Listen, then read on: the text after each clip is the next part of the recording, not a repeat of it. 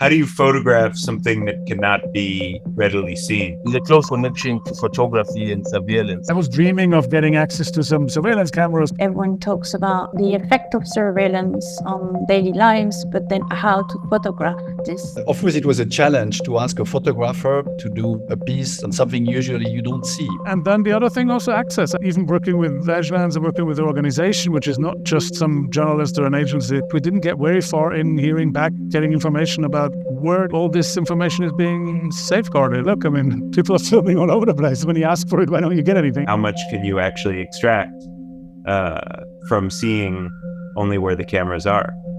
You could say that about photojournalism as well, as much as you could a state surveillance network. I was thinking about the history of surveillance, the history of photography, the camera obscura, which was the first cameras that now are surveilling us, came from that camera obscura. If this is a work about surveillance, why don't I be one of the surveyors? From the very beginning, I think it was important from Edgelands and from Magnum to have an education component. My work was to follow 7 or 8 Lambda people who don't have a specific involvement with anything, but follow them, photograph their kind of mundane routines, and then document and find the digital imprint they left behind in doing this. Why photography is really important and can be also helpful is to create bridges between people. Do you know how that camera is looking out here?